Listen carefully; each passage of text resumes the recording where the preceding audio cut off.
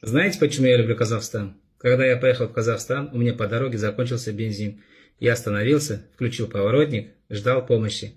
Останавливается первая машина. Подходит, спрашивает, что случилось? Я говорю, мне бензин закончился. Он говорит, у меня с собой бензина нету, возьми воду, пока помощь придет. Все-таки погода жаркая. Сижу, жду. Останавливается вторая машина. Подходит, спрашивает, что случилось?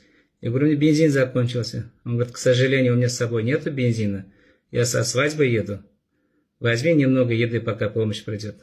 Сижу, жду. Останавливается третья машина. Подходит пожилой агашка. Спрашивает, балам, что случилось? Я ему говорю, у меня бензина закончился. Он говорит, у меня дома есть бензин? Поедем ко мне, я тебе заправлю. Берет в прицеп, везет к себе домой. Приходим к нему домой. Он приглашает в дом, готовит вкуснейший бешбармак и говорит, балам, бензин только утром будет. Утром просыпаемся, завтракаем, идем в гараж, а в гараже несколько канистров бензина. Он мне бензин заправляет, полный бак. Я удивляюсь, он мне говорит, не удивляйся, было поздно, я тебя не хотел отпускать. А знаешь почему? Я говорю, почему?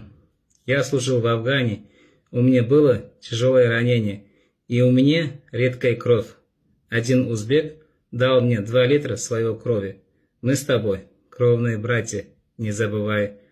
Я ему говорю, а сколько я должен за бензин? Он смеется, ты мне ничего не должен. Единственная просьба к тебе. Я говорю, я слушаю вас. Он говорит, ты когда в Узбекистане увидишь нуждающего в помощи казахстанца, пожалуйста, остановись и помоги ему.